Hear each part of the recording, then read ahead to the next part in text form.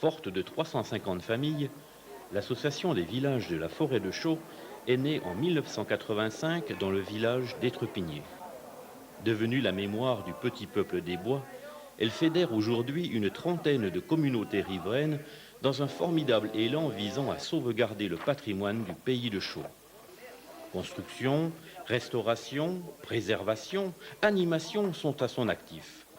Son but est de rassembler toutes les énergies, toutes les idées dont elle fait preuve dans une maison de la Forêt de Chaux et du Val d'Amour. La fête des gens et des métiers de Chaux, qui a eu lieu les 26, 27 juin et 3, 4 juillet 1993, concourt à une telle réalisation. À cette occasion, l'association a installé un nouveau village au sein de la forêt. Elle vous invite à en parcourir les rues, à en visiter les maisons et à y rencontrer les gens de Chaux.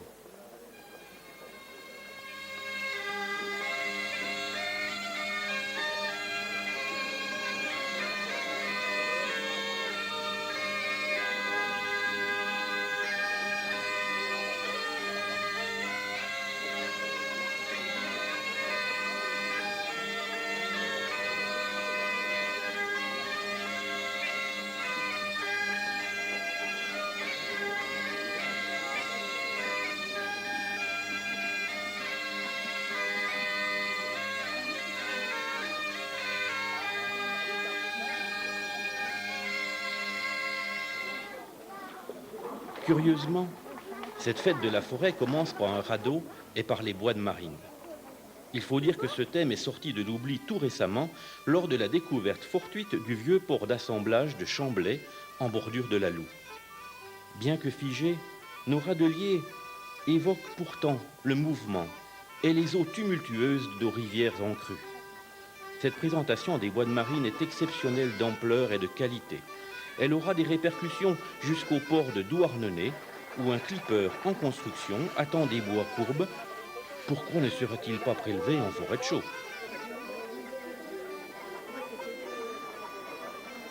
Le village de Faltan prépare traditionnellement l'activité des coupeurs. Il a pour cela recruté les amoureux des vieux outils, du sifflement de la scie et du chant de la hache. La rencontre de Nanette et du gris qui bave est bien symbolique pour ce village qui s'abrite sous le plus vieux chêne de la forêt de Chaux, accusant ses 500 ans. C'est que l'on peut y vivre très vieux à Faltan, nourri de la sève des grands arbres et de la sueur de l'homme.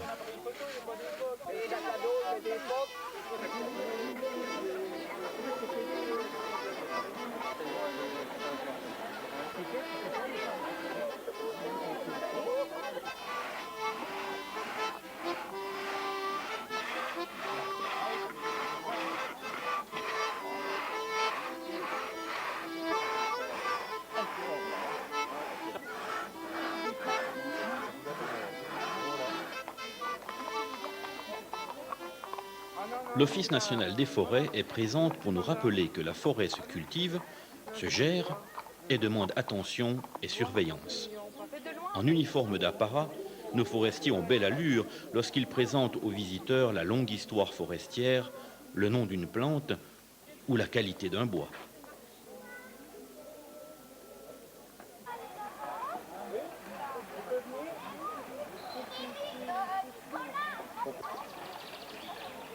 À lui seul, Champourot du Temple, charbonnier de son état, est une fête en soi.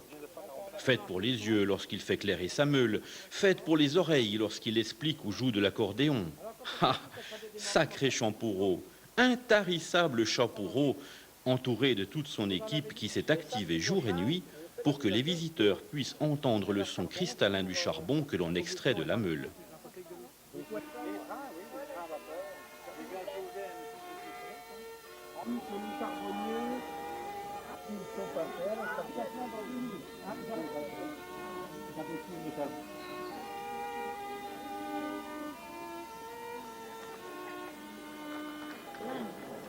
Cette fête ne présente pas seulement des métiers disparus. La meilleure preuve est bien ce métier de moussier qui subsiste encore au village de la Vieille-Loi. Curieuses et accueillantes mousses qui peuvent prendre des formes et des couleurs variées.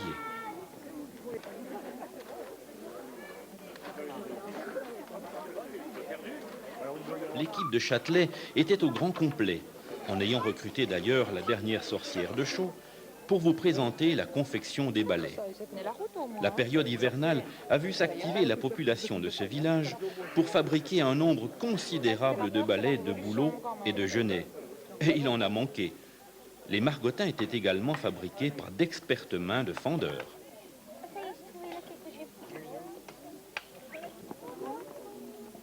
Une dame qui va nous acheter des margottins.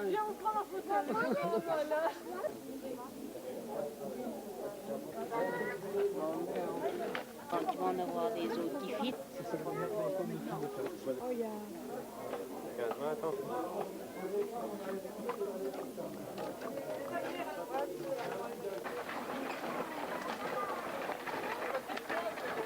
Construire en un temps record et avec des moyens de fortune l'entrée de la Saline Royale ainsi que le parement d'un pavillon dessiné par Claude Nicolas Ledoux, c'est le pari relevé et tenu par le groupe d'Arquesnan.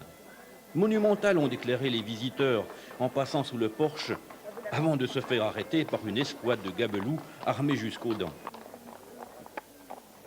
L'équipe d'animation d'Arquesnan a sans nul doute apporté le sel de cette fête.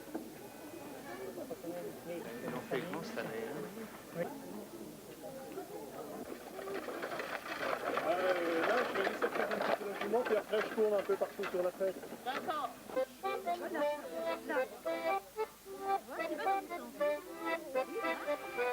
Sur un air de fête, le groupe des Alouatis a réuni autour de lui petits et grands pour chanter les airs de jadis. Ce groupe traditionnel porte aujourd'hui bien haut les couleurs du Val d'Amour et du pays de Chaux. Les recherches historiques, ethnologiques qu'il a entreprises depuis de nombreuses années donnent à ses interprétations une vérité qui est appréciée de tous. La renommée de ce groupe a débordé de nos frontières naturelles car il se produit régulièrement outre-Rhin dans la ville de Soultz où il s'est jumelé avec le groupe folklorique local.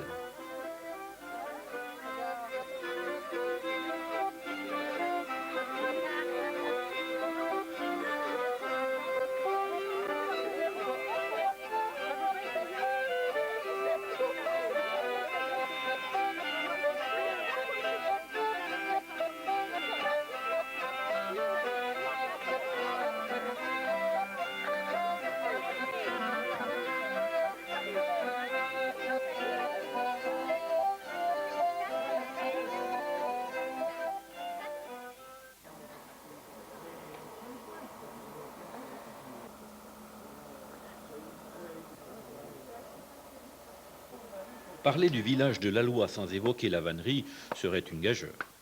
Il faut dire que les vanniers de ce village ont renoué depuis bien longtemps avec cette tradition.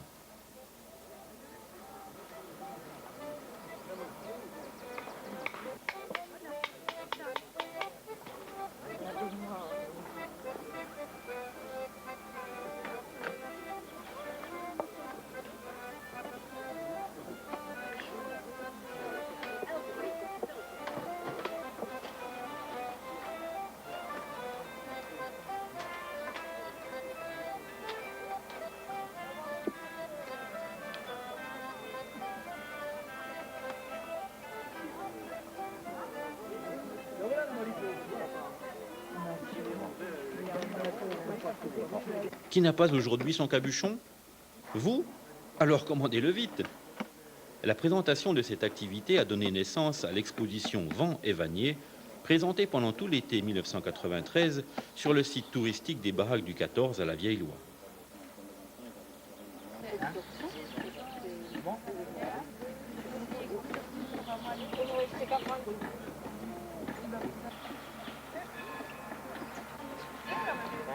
Tourner, tourner et tourner encore pourrait être la devise du cordier. Les responsables de cette activité ont confectionné des centaines de mètres de cordes au cours de cette fête. De quoi attacher toutes les bêtes de la région ou les belles-mères, affirme-t-il. Voilà.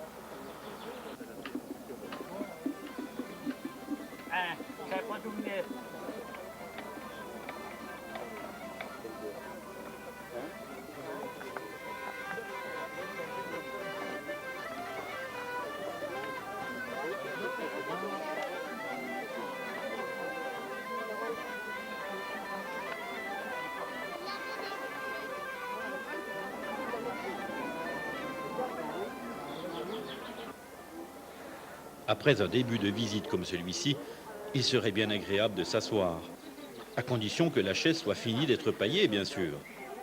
Outre la dextérité des doigts féminins et masculins, il fallait admirer également une remarquable collection de ruches provenant de toutes les régions de France.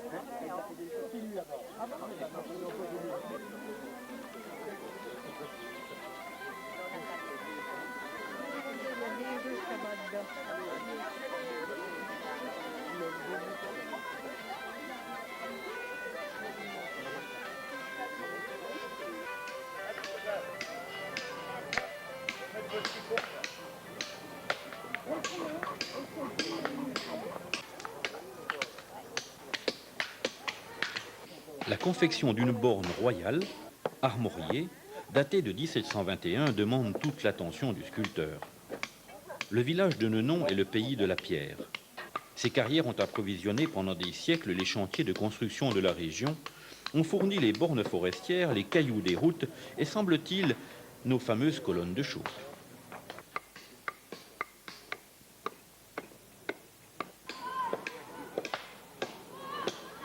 Donc ça c'est le sixième d'un cercle, là. Et là pareil, le sixième du grand diamètre d'un cercle. Vous avez une gabarit qui correspond, vous voyez. Dernier artisan tonnelier de la région, les tonneaux issus de sa main ont un galbe, une générosité incomparable.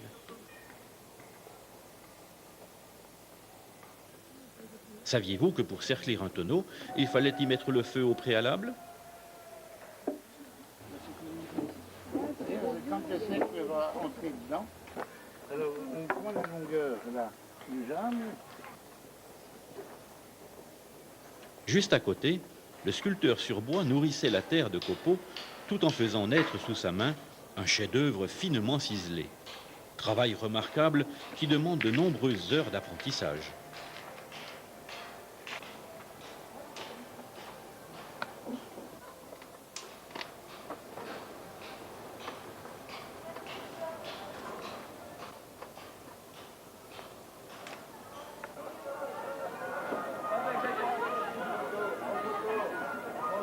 Comment le village de Four pouvait-il nous surprendre encore après leur prestation remarquable de 1990 ? Et pourtant, ils l'ont fait. Comment décrire la merveilleuse agitation qui entourait le spectateur, qui l'emportait dans un flot humain encadré par les 110 personnes recrutées au sein de ce village pour animer toutes ces activités surprenantes et parfois même arrosées. Il faut savoir que ce village du Doubs, bordurier du massif de Chaux, n'est habité que par 200 habitants. La moitié de la communauté villageoise s'était donc mobilisée pour le plus grand plaisir des spectateurs. Remarquable, non ?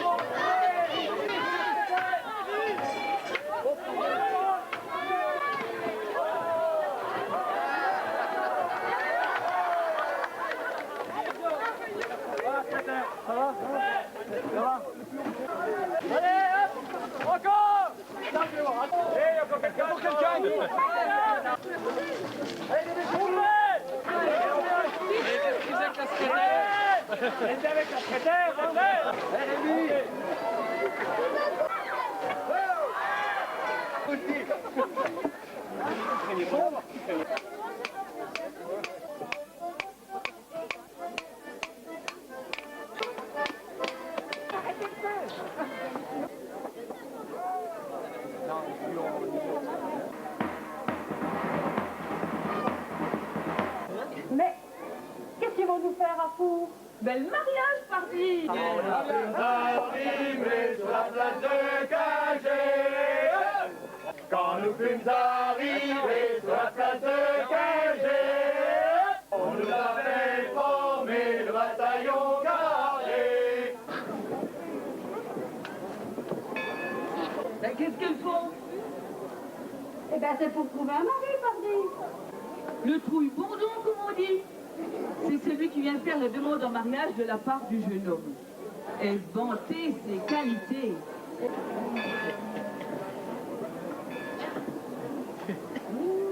La cérémonie des fiançailles. Ah, le taboulage de la chambre commune. Ils ont enfin droit à quelques moments d'activité. Ah, c'était bien. Oh, les coquins. Ouh, ben ça alors. Et ils voient rien, eux. Ils boivent, et ils discutent dessous.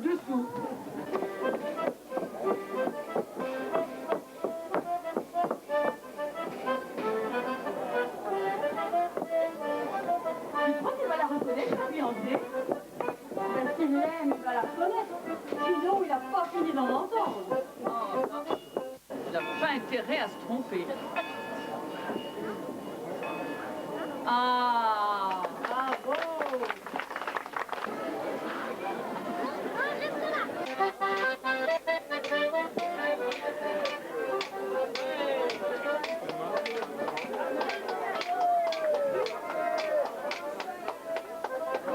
Oh maintenant, on va passer pour le coup.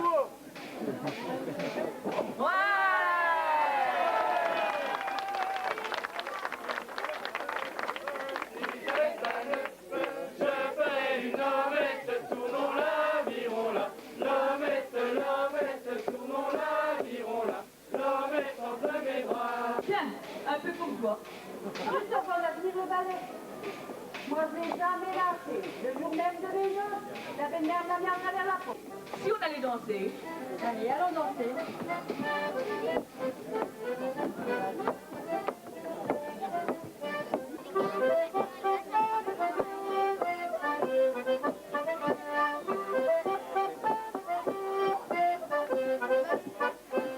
Sur la route pour former des cercles, plusieurs cercles.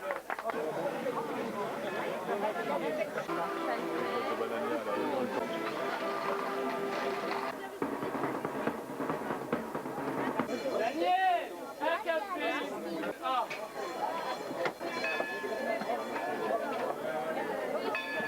Les journaux. Oh, tout le temps pareil. Oh. Daniel, les cartes. Les cartes alors. Oh là là, c'est tout le temps comme ça. Daniel, le jaquet.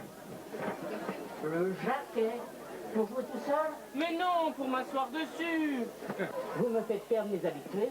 Et alors, je suis un bon client. Oh, ça par exemple. Et à la fin du compte, qu'est-ce que je touche à la fin de la journée? 6 sous.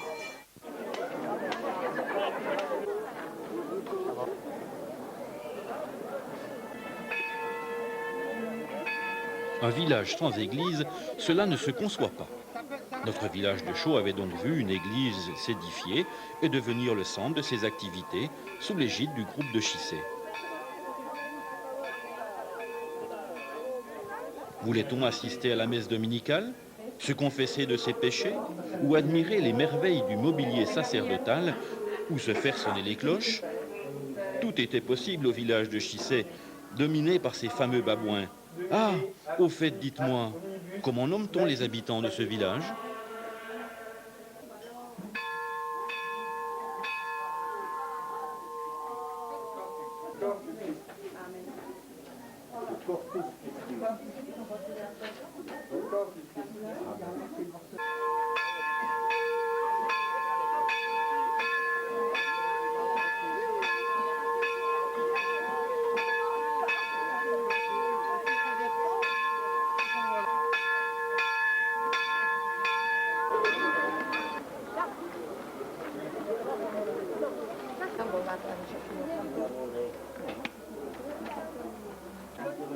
Il faut des boutiques dans un village pour qu'il soit vivant, comme devient vivante la pâte à sel sous les doigts experts de cette jeune femme.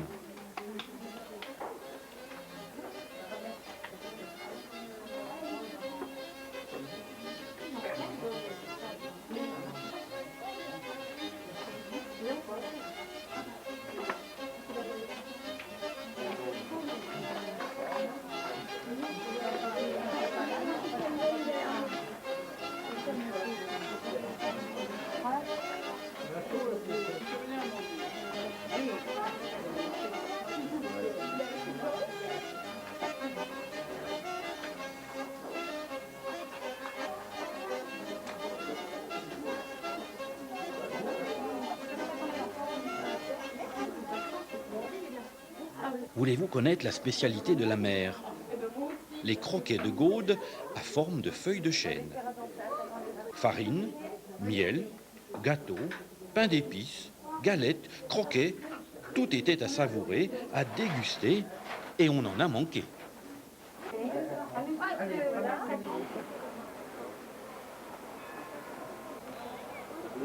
Des 200 ateliers de poterie du village d'Étrepigné qui existaient il y a 2 siècles, il n'en reste aujourd'hui plus qu'un seul que nous avions déplacé au milieu de la forêt de Chaux.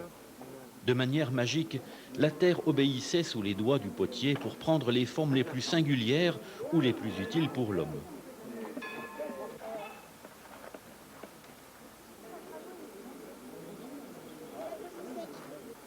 Et ben voilà.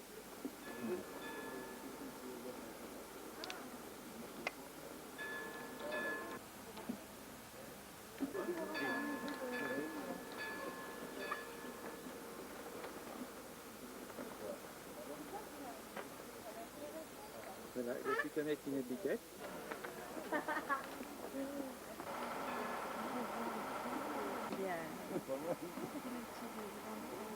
T'as vu?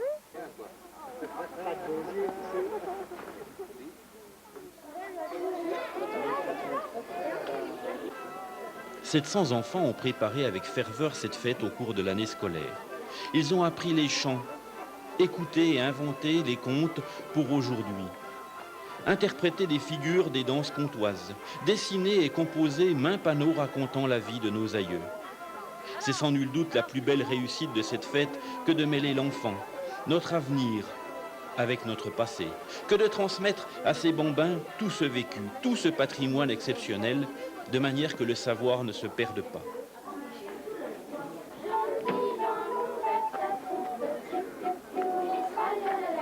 Qu'évoque pour vous la date de 1515? Pouvez-vous me dire combien font 2 fois 2 ou 5 fois 8? Si l'odeur de la craie ou de l'encre vous manque quelque peu, asseyez-vous pour suivre la leçon du jour avec vos petits camarades en costume d'époque. Ah, attention, si vous n'êtes pas sage, ici, on distribue les punitions comme jadis.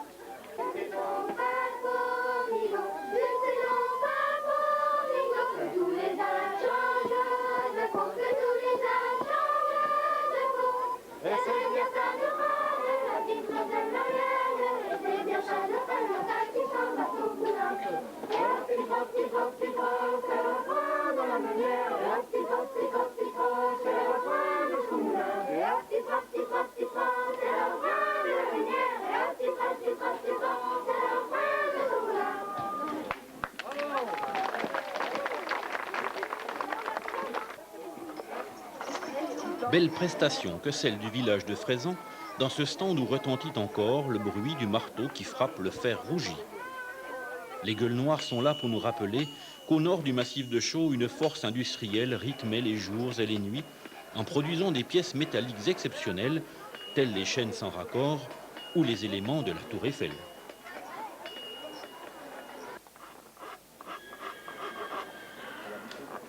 Le contraste entre l'armoire comtoise patinée par le temps et les meubles modernes et colorés présentés dans le stand de 100 ans a pu choquer plus d'un visiteur. Ce clin d'œil vous permettait de comprendre que notre association n'est pas passéiste, mais qu'elle veut s'appuyer sur les traditions anciennes pour mieux vivre le présent et préparer un avenir serein, bien enraciné.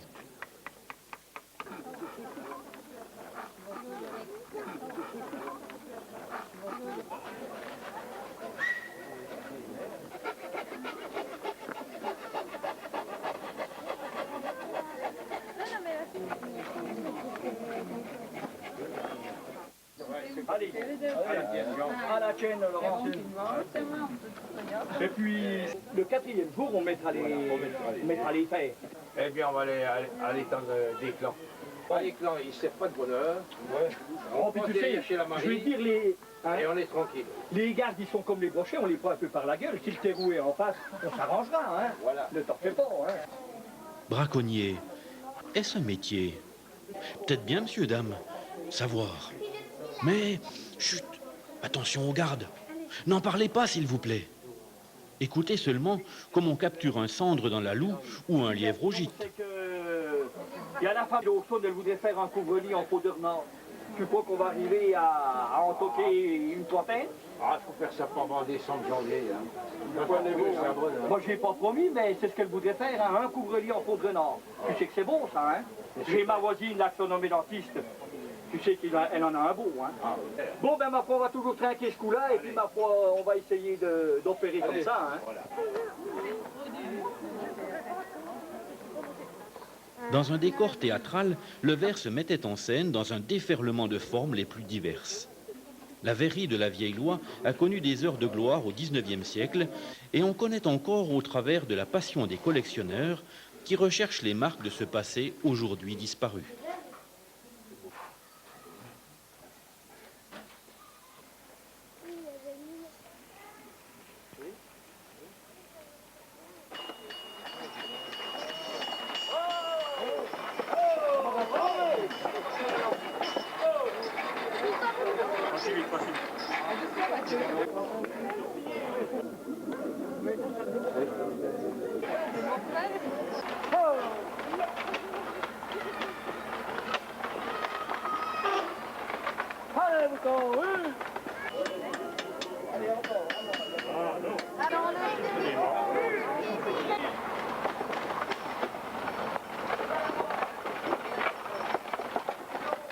Tandis que les voituriers des clans sillonnent la fête avec bœufs et chevaux, les femmes tissent sur d'antiques métiers.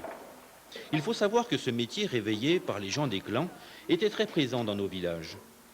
Certains étaient spécialisés dans cette activité, comme le village de Santan, où se tissaient lin, laine et chanvre.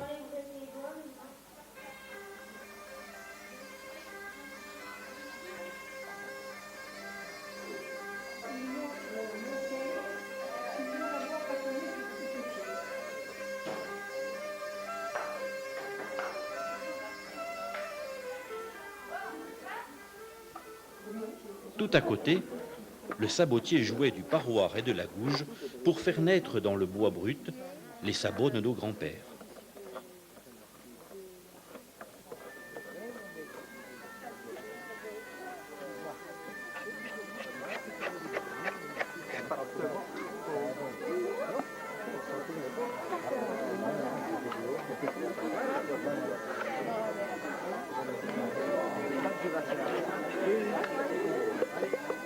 C'est pas très difficile, mais il y a une technique à apprendre. Il faut apprendre peu à peu.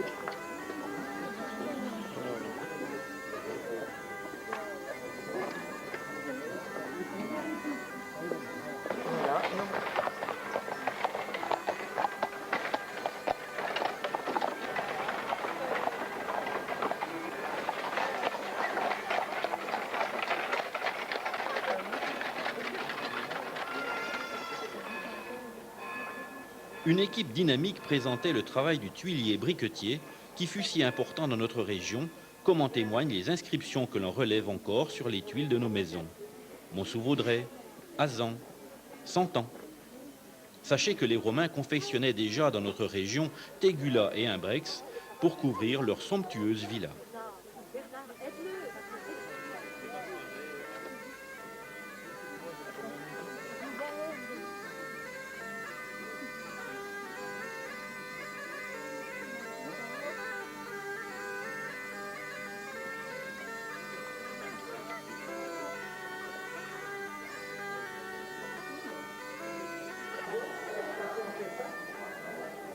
La visite se termine enfin par le résumé en réduction de toutes ces activités.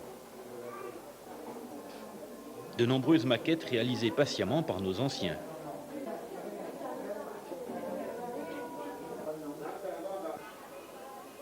Toutes les associations actives de notre région se présentaient ici, ainsi que les auteurs comtois comme André Besson, qui dédicacent ses ouvrages sur la forêt.